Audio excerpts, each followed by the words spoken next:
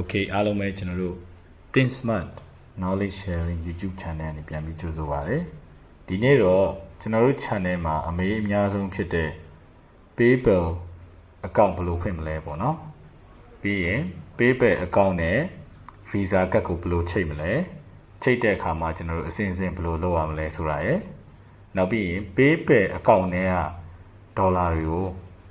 မြန်မာငွေအနေနဲ့ဘယ်လိုပြန်လဲမလဲသို့မဟုတ်ကျွန်တော်တို့ပိုက်ဆံဘယ်လိုပြန်ထုတ်မလဲဆိုတဲ့အကြောင်းတွေကိုကျွန်တော်ဒီနေ့ sharing လုပ်ပေးခြင်းတယ်ဆိုတော့အဲ့တော့အရင်ဆုံးကျွန်တော်ဒီအကြောင်းတွေမပြောခင်မှာကျွန်တော်တို့ရဲ့ Think Smart Knowledge Sharing YouTube channel လေးကိုlike and subscribe လုပ်ပေးဖို့အတွက်မေတ္တာရပ်ခံချင်ပါတယ်ဒီလိုမျိုးကျွန်တော်တို့tips တွေ tricks တွေပြီးရင်ကျွန်တော်တို့အကျိုးရှိမယ့်အကြောင်းအရာတွေကျွန်တော်တို့အများနဲ့ sharing လုပ်ပေးပါအောင်ဖြစ်ပါတယ်ဆိုတော့အဲ့ဒါကြောင့်မလို့ကျွန်တော်တို့ရဲ့ channel လေးကို like and subscribe လုပ်ထားပေးပါဆိုတော့အရင်ဆုံးကျွန်တော်တို့PayPal account ဖွင့်ပြီးကျွန်တော်ပြောမယ်ဒီနေ့ပြီးတော့ရင်တော့ကျွန်တော်နောက်တစ်ခုအနေနဲ့ဆိုတော့ကျွန်တော်တို့ဒီ PayPal နဲ့ UAB Visa ကတ်ဘယ်လိုချိန်မလဲပေါ့နော်မြန်မာနိုင်ငံမှာ Visa ကတ်တွေတော့အများကြီးရှိတယ်ဒါပေမဲ့အဲ့ဒီကမှကျွန်တော် UAB Visa ကတ်နဲ့ဘယ်လိုချိန်မလဲဆိုတဲ့ဟာလေးကိုကျွန်တော်တစ်ချက်ပြောပြပေးမယ်ပြီးတော့ရင်တော့ကျွန်တော်တို့ဒီနောက်တစ်ဆင့်အနေနဲ့ကတော့ဒီ PayPal တွေကငွေဘယ်လိုထုတ်မလဲပေါ့နော်တချို့ကတော့ Visa ကတ်လည်းမသုံးချင်ဘူး online မှာလည်းသိမသုံးဘူးငွေပဲထုတ်ချင်တယ်ပေါ့နော်ပတ်စံပဲလိုချင်တယ်ဆိုတဲ့လူတွေအတွက်တော့ကျွန်တော် PayPal နဲ့ငွေဘယ်လိုထုတ်မလဲဆိုတဲ့ဟာကိုကျွန်တော်ဒီနေ့ဒီဗီဒီယိုလေးမှာကျွန်တော်အစအဆုံးကျွန်တော်တို့ sharing လုပ်ပေးသွားမှာဖြစ်ပါတယ် okay ဒါဆိုကျွန်တော်တို့အရင်ဆုံး PayPal account ဘယ်လိုဖွင့်မလဲအနေပြီးကျွန်တော်တို့စလိုက်မယ်ပေါ့ဗျာဆိုတော့ပထမဆုံးစတော့ PayPal account ဖွင့်နည်းဆိုတာလေးဖြစ်ပါတယ်ဆိုတော့အဲ့တော့ကျွန်တော်တို့ဒီမှာ PayPal account ဖွင့်နည်းကြတော့ကျွန်တော်တို့ကကျွန်တော်တို့ဘာနဲ့သွားမလဲဆိုတော့လေဒီ PayPal ကနေဒါဆိုတော့ဟာနဲ့ကျွန်တော်ချက်သွားစီခြင်းတယ်ဘာလို့လဲဆိုတော့ဘာလို့ PayPal ကနေဒါနဲ့သွားခိုင်းတာလဲဆိုတော့ရိုးအခြား PayPal တွေရှိတယ်ပေါ့နော်ဒါပေမဲ့ကျွန်တော်တို့ PayPal ကနေဒါ account တွေရတော့ကျွန်တော်တို့လောက်တာအဆင်ပြေတယ်ပေါ့နော်အဲ့အတွက်ကျွန်တော် PayPal ကနေဒါဒီကိုကျွန်တော်သွားစီခြင်းတယ်ပြီးတော့ရင်ကျွန်တော်တို့နောက်ထပ် step တစ်ခုအနေနဲ့ကတော့ဒီ PayPal ကနေဒါကိုရောက်ပြီဆိုရင်ကျွန်တော်တို့ account ဖွင့်ဖို့လိုလာပြီပေါ့နော်ဆိုတော့ account ဖွင့်မဲ့နေရာမှာကျွန်တော်တို့ကဒီ business ရယ် personal ရယ်ရှိရနေမှာ business ကနေကျွန်တော်တို့ account ဖွင့်စေခြင်းတယ်ပေါ့နော်အဓိကတော့PayPal business account ကိုကျွန်တော်ဖွင့်စေခြင်းတယ် okay ဒါဆိုကျွန်တော် get started နှိပ်လိုက်ရင်ဒီကိုရောက်လာမယ်ဆိုတော့အဲ့ဆိုကျွန်တော်တို့က business account တစ်ခုကျွန်တော်တို့ဒီမှာ sign up လုပ်မယ်ပေါ့နော်အဲ့ဆို sign up for a business account ဆိုတဲ့ link ကိုနှိပ်လိုက်ပါဆိုတော့ဒီ link လေးကိုလည်းကျွန်တော်တခါတည်းကျွန်တော်ရဲ့YouTube မှာတခါတည်းကျွန်တော်ထည့်ထားပေးမယ် channel description ထဲမှာပေါ့နော်ဆိုတော့အားလုံးအဲ့ရနေကြည့်ပြီးလို့ရတယ်ထုံးစံတိုင်း robot မိကုန်းလေးဖြည့်လိုက်မယ်ပေါ့နော် okay ဒါဆိုရင်ကျွန်တော်တို့က sign up လုပ်မယ်screen ကိုတော့ကျွန်တော်တို့စပြီးတော့ရောက်လာပြီပေါ့နော်ဆိုတော့ကျွန်တော်တို့အခုမှစပြီး account ဖွင့်မှာဖြစ်တယ်ဆိုတော့ကျွန်တော်တို့ရဲ့ email address ကျွန်တော်တို့စထည့်မယ်ပြီးတော့ရင်ကျွန်တော်တို့ password ပေးပေါ့နော် password ကြရင်တော့အဲ့ဒီမှာသူကတော့သူပြောတာတော့စာလုံးအကြီးအသေးလိုချင်တယ်ပြီးတော့ရင်ကျွန်တော်တို့ဒီadd to hash တို့လိုမျိုး symbol တွေလိုချင်တယ်ပေါ့နော်ဆိုတော့အဲ့ဒါလေးစုံအောင်တစ်ချက်တော့ကျွန်တော်တို့ထည့်ပေးရမယ် okay အဲ့လိုထည့်လိုက်ပြီးရတယ်ကျွန်တော်ဒီမှာ business contact ထုံးစံတိုင်းကျွန်တော်ထည့်ရမယ်လိပ်စာထည့်ရမယ်ပေါ့နော်ဆိုတော့ကျွန်တော် business contact ကျွန်တော်ဖြည့်မယ်ဆိုတော့ကျွန်တော်ဒီမှာတော့နာမည်တစ်ခုပေးလိုက်ပေါ့နော်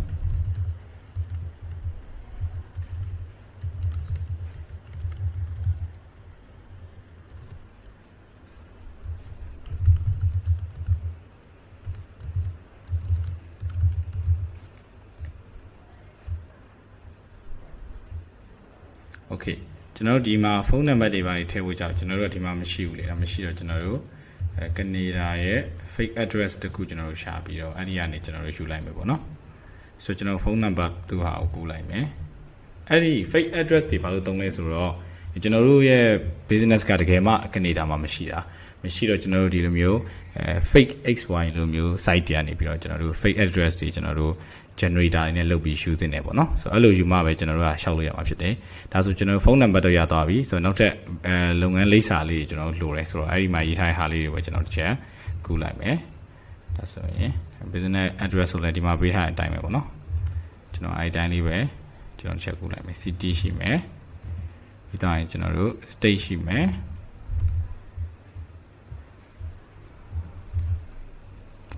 okay ဒီမှာ QEBC ဆိုတာကျွန်တော်လိုက်ရှာမှာပေါ့လေ။မှာဆိုရင်ရှိတယ်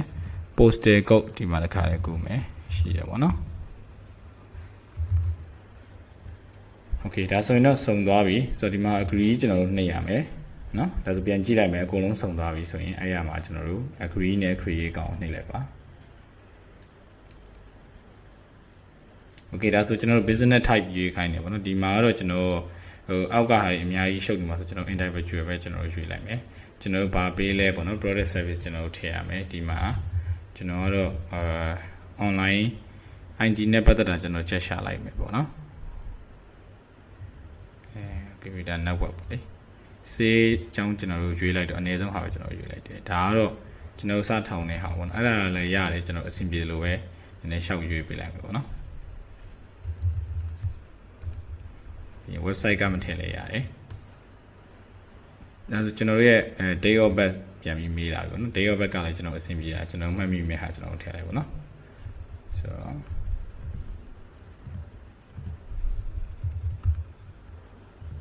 လောက်ကန်ရကျွန်တော်ဒီမှာပြန်ရွေးခိုင်းတယ်ပေါ့နော်ဆိုတော့ကျွန်တော်ဒီမှာတော့အဆင်ပြေကျွန်တော်ဒီကိုရွေးလိုက်တယ်ပြီးတော့ကျွန်တော် submit လိုက်ပြီ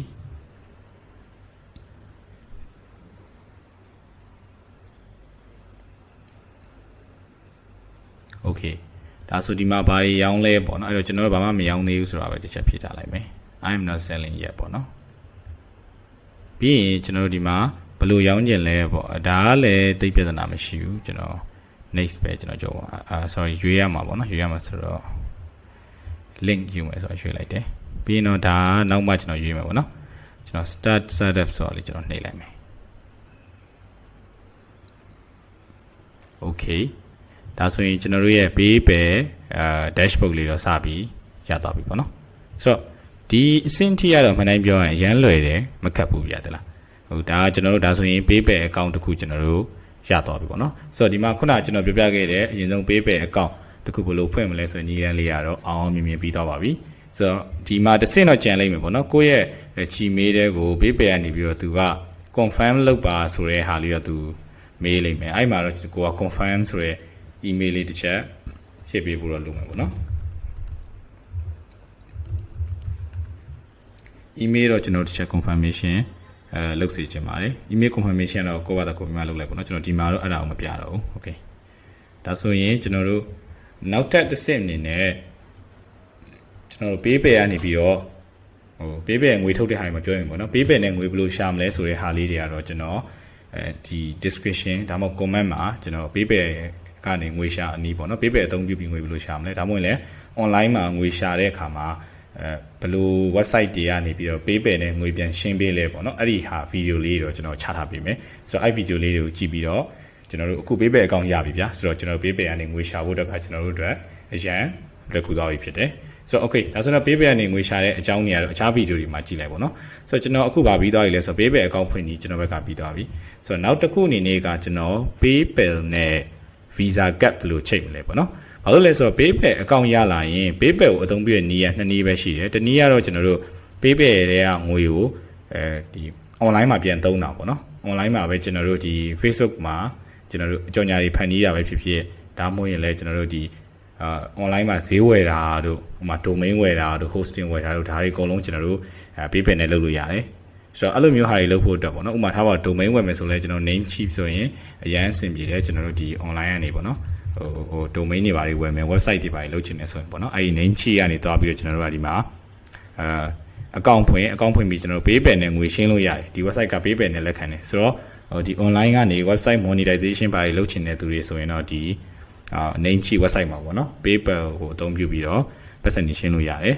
အဲ့ဒါအပြင်ကျွန်တော်တို့ဒီ PayPal မှာဟိုပါပေါ့နော် name cheap မဟုတ်ဘဲနဲ့အခြားကျွန်တော်တို့ online ကနေစာသင်နေတဲ့လူတွေအတွက်ကြောင့်ကျွန်တော်တို့ဒီ Coursera လိုမျိုး website ပေါ့နော်ဒီ website မှာဆိုကျွန်တော်တို့က certificate တန်းနေ diploma တန်းနေရှိတယ်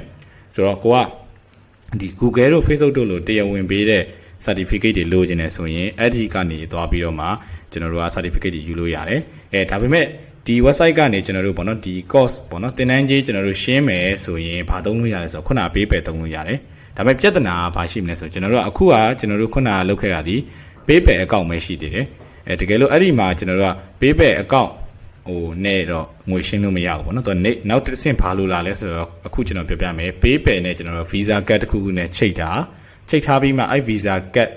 number ကိုကျွန်တော်တို့ကအဲ့ဒီ ခုန Coursera တို့မှာကျွန်တော်တို့ထည့်လို့ရတယ်ပေါ့နော်ဆိုတော့အဲ့လိုမျိုးအသုံးပြုတဲ့အခါဆိုရင်ကျွန်တော်တို့ကဒီလို master card တွေ visa card တွေချိန်ဖို့လိုလာပြီပေါ့နော်ဆိုတော့okay ကျွန်တော် UAB visa card ကိုဘယ်လိုချိန်မလဲဆိုတော့ကျွန်တော်တစ်ချက်ရှင်းပြမယ်ဆိုတော့အဲ့ဒီချိန်တဲ့အဆင့်ကိုမသွားခင်ကျွန်တော်အရင်ဆုံးUAB visa card ကျွန်တော်တို့ဘယ်လိုဝယ်မလဲပေါ့နော်ဆိုတော့အဲ့ဒါလေးတော်တော်များများကျွန်တော်မေးတယ်ဒီဟာကျတော့ကျွန်တော်တို့ကဘန်အောင်သွားကြမလို့ဘူးဗျာသိလားအခြား AR တို့ KBZ တို့လိုဘန်အောင်လုံးဝသွားကြမလို့ပဲနဲ့ဒီ Messenger ကနေတော့တောင်းမှာလို့ရတယ်ဆိုတော့အဲ့လိုပြောလို့ဒါကအလိမ်ညာလည်းမဟုတ်ဘူးဒါ UAB ဘန်ကိုယ်တိုင်ကသူတို့တွေဒီ UAB retail ဆိုတဲ့ page လေးနဲ့သူတို့ဝန်ဆောင်မှုပေးနေတာပေါ့နော်တောက်လျှောက်သူတို့ဝန်ဆောင်မှုပေးနေတယ်ပြီးတော့ရင်ကောင်းတဲ့ချက်ကသူတို့စီကနေဒီ gift card လေးမှားတယ်ဆိုရင်ကျွန်တော်တို့အဲ့ gift card မှာကျွန်တော်တို့ဘာလုပ်လို့ရလဲဆိုတော့ဒီငွေပြန်ထည့်မယ်တို့ဘာလို့ဆိုလဲကျွန်တော်တို့က UAB Pay ဆိုတဲ့ app နဲ့ကျွန်တော်တို့ကငွေပြန်ထည့်လို့ရတယ်ပေါ့နော်ဆိုတော့အရန်လဲလွယ်ကူတယ်အိမ်ကနေတဖွာမှခွာကြမလို့ကိုယ့်ဘက်ကိုအိမ်ကကိုပဲဒီ Google Play မှာ UAB ကျွန်တော် Pay ဆိုတဲ့ app လေးရှိတယ်အဲ့ app လေးကျွန်တော်တို့ download လုပ်လိုက်ပါ download လုပ်ပြီးတော့ရင်ဒီ app ထဲကိုတော့ကျွန်တော်တို့အခြားဒီဟောပေါ့နော်အခြား bank တွေကနေကျွန်တော်တို့ငွေလမ်းထည့်လို့ရတယ်ကို့မှာဒီ debit card တွေ sorry ဟောပေါ့နော်ဟိုဟာတွေရှိတယ်ကျွန်တော်တို့ဒီ debit card တို့ဒါမှမဟုတ်လေကို့မှာ ATM သုံးတဲ့ card တွေပေါ့နော်ဒီဟိုဟာတွေပါပေါ့ JCB တို့ MBU တို့အဲ့လို card တွေရှိဆိုအဲ့ card တွေတက်နေလှမ်းထည့်လို့ရတယ်အဲ့လိုမျိုးငွေထည့်လို့ရတယ်လို့နောက်တနည်းကတော့ကျွန်တော်ဘယ်လိုလုပ်လို့ရသေးလဲဆိုတော့ဒီ UAB ပေးတဲ့ကိုငွေထည့်ဖို့ဆိုရင်ကျွန်တော်တို့ကဒီအခြားပေါ့နော် online ကနေကျွန်တော်တို့ service တွေနဲ့ငွေထည့်လို့ရမယ်ဆိုတော့အဲ့လို UAB Pay app ကိုထောင်းလိုက်ထောင်းပြီးတော့ account တွေပါတွေဖွင့်လိုက်ပေါ့နော်ဖွင့်ပြီးသွားပြီဆိုကျွန်တော်တို့ကဒီမှာခုနပြောတဲ့အတိုင်းကျွန်တော်တို့ကကိုယ့်ရဲ့ account ထဲကို fees 1000ကျပ်ကိုကတွင်းထားဖို့လိုတယ် cut fees ပေါ့နော်အဲ့တော့သူကပိုက်ဆံ2မျိုးလို့မှာနော်ပထမတစ်မျိုးကကျတော့cut အတွက်sorry 2မျိုးလို့မယ်ပထမတစ်မျိုးကျကျွန်တော်တို့ဒီကတ်ကိုမှာယူကားတော့ KB နဲ့ရှင်းလိုက်ရတယ်ကြိုက်တာနဲ့ရှင်းလို့ရတယ်ပေါ့နော်ဘာလို့လဲဆိုတော့ဒီကတ်တွေကိုမှာယူကားကြကျွန်တော်တို့ကကတ်ဖို့က1000ပြီးရင်ကတ်ထဲမှာကျွန်တော်တို့ကပိုက်ဆံ1000ရှိရမယ်ဆိုတော့အဲ့နှစ်ခုနဲ့ညီကျွန်တော်မှာလို့ရဖြစ်တာဖြစ်တဲ့အတွက်ကျွန်တော်ကအရင်ဆုံးကတ်ထဲမှာဟောပေါ့နော်ဒီ UAB Pay ထဲမှာကျွန်တော်1000ဖြည့်ထားမယ်ပြီးရင်တော့ကိုယ့်အကို KB နဲ့ပါနဲ့ဒီကတ်ဖို့ကို1000ထပ်ရှင်းလိုက်ပေါ့နော်ရှင်းလိုက်ပြီဆိုရင်ကျွန်တော်တို့ကဒီUAB ကတ်လေးရောက်လာမယ်ရောက်လာရဲဆိုတော့ကျွန်တော်တို့ကအဲ့ကတ်လေးကိုသူက activate လုပ်တဲ့နည်းလေးတွေပြပတ်ထားရှိတယ်ပေါ့နော်ဆိုတော့အဲ့ activate လုပ်တဲ့နည်း UAB account ကိုကျွန်တော် activate ဘယ်လိုလုပ်မလဲဆိုတဲ့နည်းကိုတော့ကျွန်တော်ဒီမှာ video တစ်ခုရှိတယ်အဲ့ video လေးကိုပဲကျွန်တော်link ပြန်ပြီးထည့်ထားပြီပေါ့နော်တကယ်တော့သူတို့အဲ့မှာဘယ်လို activate လုပ်မလဲဆိုတဲ့အကြောင်းကိုသူတို့အဲ့မှာတစ်ခါတည်းဟိုပြထားပြီးသားရှိတယ်ပေါ့နော်ရှိရဖြစ်တဲ့အတွက်အဲ့ဒီဟာကိုပဲကျွန်တော်တစ်ချက်ပြန်ပြီးတော့ထည့်ထားပေးလိုက်မယ်ဒါမှမဟုတ်လည်းကျွန်တော်နောက်ထပ်ဗီဒီယိုတစ်ခုနဲ့ပေါ့နော်အသေးစိတ် UAB ဟာကိုကျွန်တော်လုပ်တဲ့ဟာတော့ကျွန်တော်လုပ်ပြပေးမယ်ဒီနေ့တော့ကျွန်တော်အရန်ရှေ့သွားမှာဆိုလို့ပေါ့နော်အဲ့ဒါကျွန်တော်မထည့်တော့ဘူးထည့်တော့ဆိုတော့ကျွန်တော် okay ဒီမှာ UAB တေးမှာတွားပြီးမှားတယ်ဆိုကျွန်တော်ကတ်ရလာမယ်နော်ကတ်ရလာမယ်ဆိုရင်ဒါဒုတိယအဆင့်ဖြစ်တဲ့ကျွန်တော် visa card နဲ့ UAB နဲ့ချိတ်တဲ့အဆင့်ကကျွန်တော်တို့ဒါပြီးသွားပြီပေါ့နော်ဒါဆိုရင်ကျွန်တော်တို့ UAB နဲ့ကျွန်တော်တို့ PayPal နဲ့ကျွန်တော်တို့ချိတ်ပြီးသွားပြီဆိုရင်ကျွန်တော်တို့ကတ်ရလာလိမ့်မယ်ဆိုတော့ကတ်ရလာပြီဆိုရင်ကျွန်တော် PayPal ဘယ်တဲ့သွားချိတ်မှာလဲပေါ့ဘယ်တဲ့ချိတ်မှာလဲဆိုတော့ကျွန်တော်တို့ကဒီ PayPal မှာကျွန်တော်တို့အနေနဲ့ဟိုကတ်နဲ့ကျွန်တော်တို့ပြန်ပြီးချိတ်လို့ရတယ်ပေါ့နော်ချိတ်လို့ရဖြစ်တဲ့အတွက်အဲ့ဒီချိတ်တဲ့နေရာလေးကိုကျွန်တော်တစ်ချက်ပြန်ပြီးတော့ပြပေးမယ်ဆိုတော့အဲ့လိုချိတ်လိုက်ပြီဆိုတော့ကျွန်တော်တို့အနေနဲ့ဒီခုနပြောတယ်ဟိုလုပ်လို့ရတယ်ပေါ့နော်ငွေရှင်းတာတို့ဘာလို့ online ကသုံးနိုင်ပါတယ်ကျွန်တော်လုပ်လို့ရမှာဖြစ်တယ်ဆိုတော့ဒီမှာကျွန်တော်တစ်ချက်ပြန်ဝင်လိုက်ပါပေါ့နော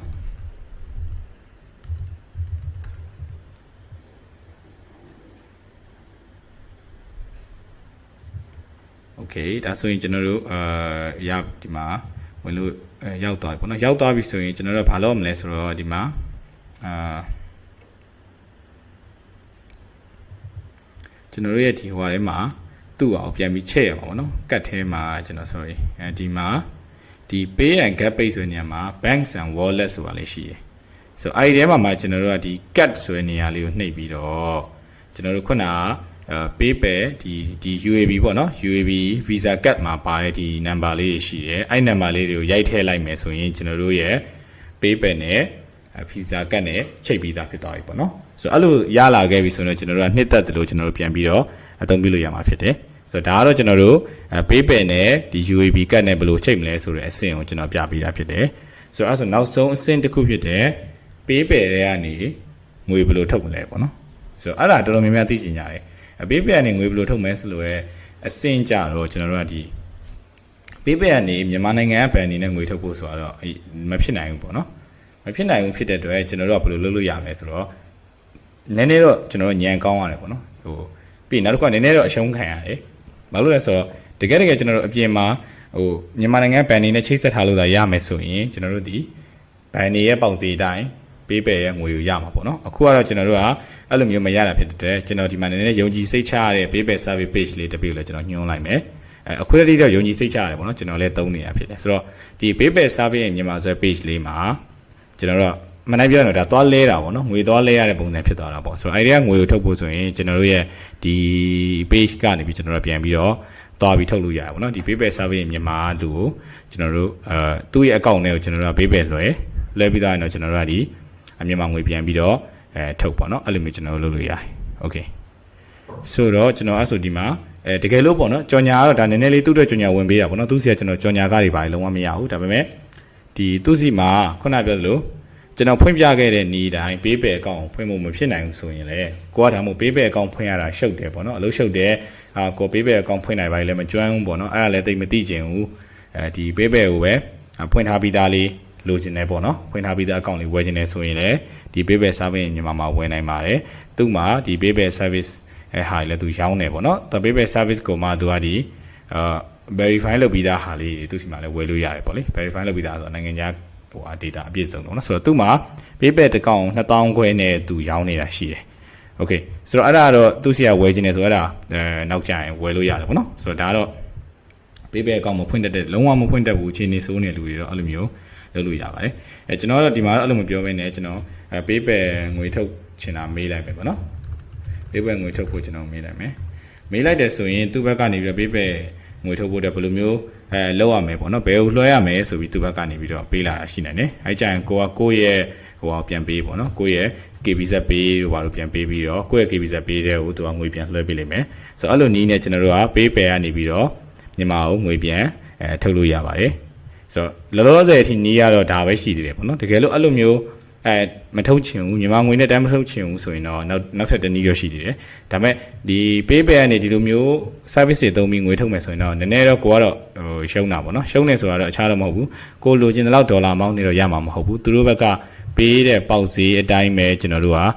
ဒေါ်လာရမှာဖြစ်တယ်ပေါ့နော်sorry မြန်မာငွေပြန်ရမှာဖြစ်တယ်ဆိုတော့အဲ့ဒါပေါ်မူတည်ပြီးတော့သူ့ဘက်က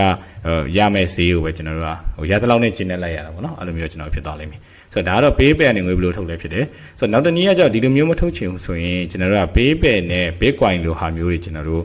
ပြန်ဝယ်လို့ရတာတွေရှိတယ်ပေါ့နော်ဆိုတော့ Bitcoin လိုဟာမျိုးတွေပြန်ဝယ်ဒီ cryptocurrency ကို PayPal နဲ့ပြန်ဝယ်ပြီးမှအဲ့ဒီ cryptocurrency ကိုကိုယ့်ရဲ့ Binance account နဲ့ကိုထည့်ကိုယ့်ရဲ့ Binance account ကနေမှတခါမြန်မာငွေပြန်ပြီးပြောင်းပေါ့နော်ဆိုတော့အဲ့ဒါတော့အရန်ကြာပြီးရှုပ်တယ်ဆိုတော့ကျွန်တော်တို့အရန်လဲအချင်းကိုမခံနိုင်ဘူးဆိုတော့လည်းဒီလိုမျိုး site တွေသုံးပြီးတော့ကျွန်တော်လုပ်လို့ရတယ်ဆိုတော့ဒီနေ့ကျွန်တော်ပြသပေးတာတော့၃ခုဖြစ်တယ်အရင်ဆုံး PayPal account ဘယ်လိုဖွင့်မလဲအဲ့ဒါတော့လွယ်တယ်ပြီးရင် PayPal နဲ့ Visa card နဲ့ဘယ်လိုချိန်မလဲပြီးရင်နောက်တစ်ဆင့်ကကျွန်တော် PayPal နဲ့ဒီ PayPal ကနေပြီးပေါ့နော်မြန်မာငွေဘယ်လိုမျိုးထုတ်မလဲပေါ့ဆိုတော့အဲ့လိုမျိုးဟာလေးကျွန်တော်တို့၃ခုလုံးကျွန်တော်ပြပေးခဲ့တာဖြစ်ပါတယ်ကျွန်တော်တို့ channel လေးကိုလည်း like and subscribe လုပ်ထားပေးပါအကယ် machine လင်းတာရှိရင် comment မှာတစ်ချက်မှန်ပေးပါကျွန်တော်လည်းအခုမှစပြီးတော့ဒီလိုမျိုးဟာတွေ sharing လုပ်ပေးရဆိုတော့နည်းနည်းလေးတော့ကျွန်တော်လည်းဟိုပါဘောနော်စကားပြောတာအရင် machine နိုင်မျိုးရှိရင်ကျွန်တော် comment မှာစိတ်ကြိုက်မေးနိုင်ပါတယ်အခြားသိချင်တဲ့အကြောင်းတွေရှိရင်လည်း comment မှာမေးပေးပါကျွန်တော်တို့ channel လေးလည်း subscribe လုပ်ထားပေးပါအားလုံးကိုအရင်ပဲကျေးဇူးတင်ပါတယ်